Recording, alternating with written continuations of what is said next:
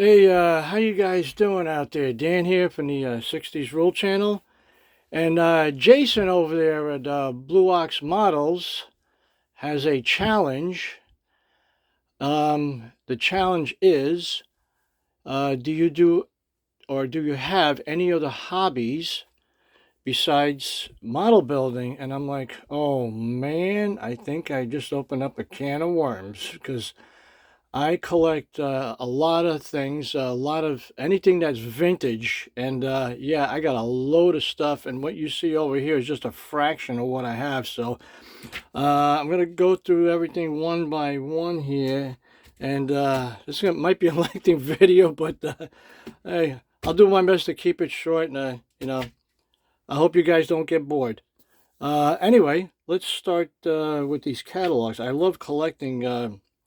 Model car catalogs and brochures. This one is from Pyro. This is from the mid 60s. This is pretty cool. I like this stuff. Sometimes you would find these inside the models, you know, and it was the company's way of promoting their products, you know. This is really cool. I like this. Here's another one from Monogram. Look, I think this is from the 70s. Yeah, Red Baron, 1971. Yeah, you would send these forms in if you want to join a club, membership, and yeah, this is what we did back in the day. Look at this. Red Baron Hobby Kit for only 10 cents. Trial membership. Check that out. And here's another one over here. Here's another Monogram. This one, I believe, is from 68. This is their 68 catalog. A lot of good stuff in there, man. I just love old advertising. Look at all those cars. Oh shit, there's a beer wagon. Yeah, check that out. Yeah. All the prices. Look at this. $1.50, $2. Wow. Those were the days. And I got one over here. This is actually it's airlines, and I think it was actually Frog. Frog was a company in England that produced a lot of aircraft, and they sold in the United States under the name of Airlines. This is from 64, I believe, and here's some of the kits that were available. Yeah, there you go. Pretty neat stuff. And let's see, where do we go from here? Oh, check this out. I had this plate. Me and my wife had this in our cabinet for years. Don't know where we got it. So when we went up to New York State at the Adirondack Experience, a huge museum, they had a train exhibit there. I saw this exact plate. This actually came out of a Pullman passenger car. This is dinnerware. This is what you would eat off of when you were in the dining car on a Pullman passenger car.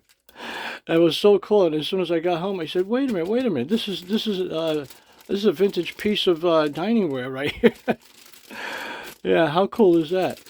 This was probably from the 20s, early 30s.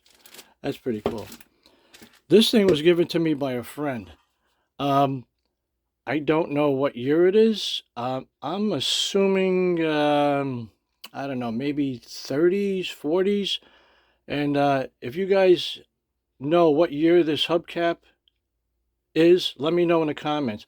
I'm not cleaning it up because it's got a patina on it. It's even got road tar on it. Yeah, this is so cool. Well, I'm going to be moving soon anyway, so after I move and I get my new hobby room going, I'll probably display this. This is cool. I love this. I also collect tins. I love these old tins from the 20s and 30s. Edgewood extra grade sliced pipe tobacco.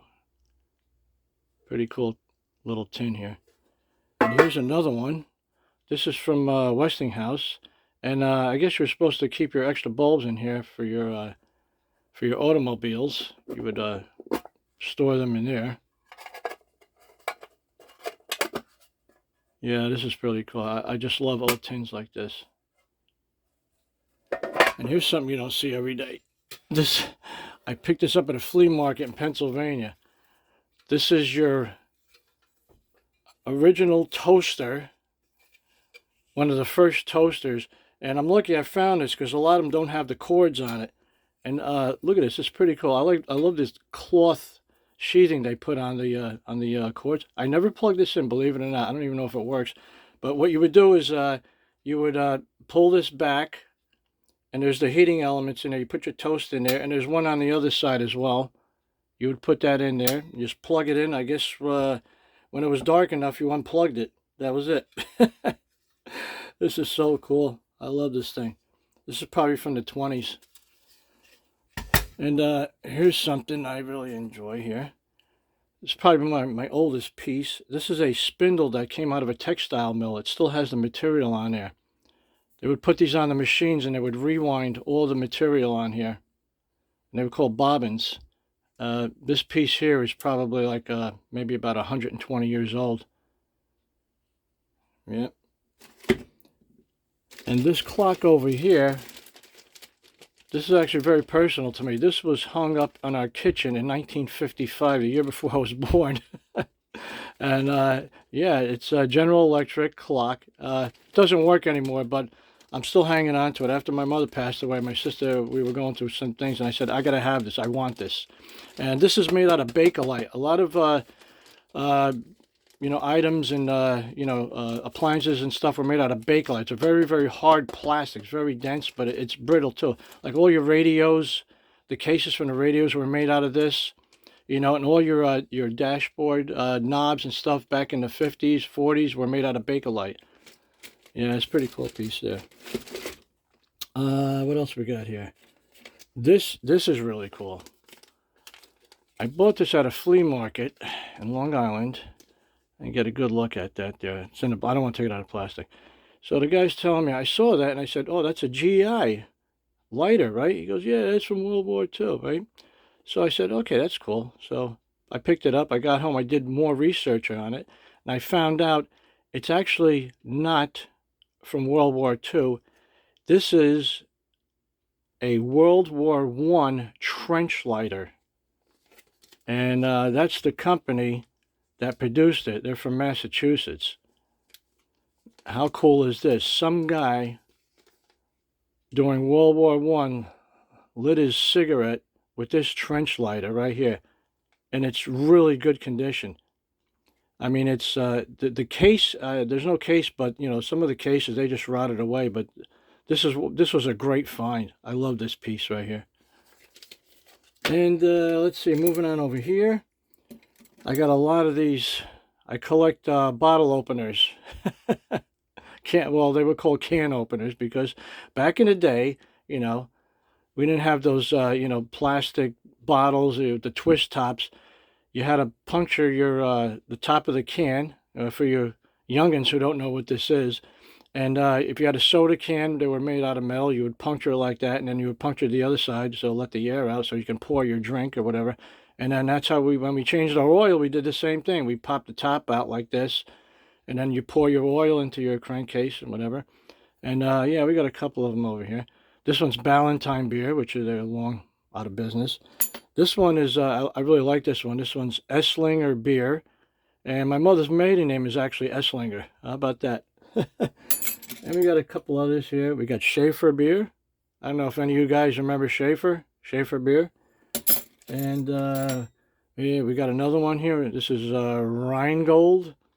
And I thought these were really cool. I picked these up at a flea market. These are bottle openers.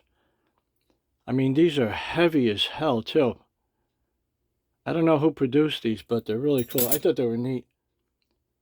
It's got a design of a fish on it, and it's really heavy. I mean, this thing weighs about almost a pound. Yeah. Really cool stuff, man. Moving on. I got these stirring sticks. These are probably from the 50s. They were very commonly used. You go to a bar and you want to mix up your drink, you would use one of these stirring sticks. These are also made out of Bakelite. These are all plastic, yeah, Bakelite. And yeah. And I also have these, which are very, very hard to find. These are also stirring sticks. These are all made out of glass. Sorry about the glare, guys. Let me see if I can focus that in. Yeah, these are all made out of glass. They're very hard to find. Most of these were broken and thrown out. Let's see. Okay, that's enough for, you know what? We're going to take a little trip. We're going to go to my other room. So hang on, guys. Don't get dizzy.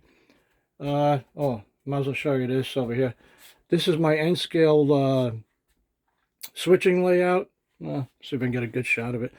Yeah, I got it behind the door standing up. My back went out about a year ago, and I was out for 3 months. I got bored, so I built a switching layout. So that's that. I'm into N-scale trains as well. All right, let's take a little trip here, guys. Hang on.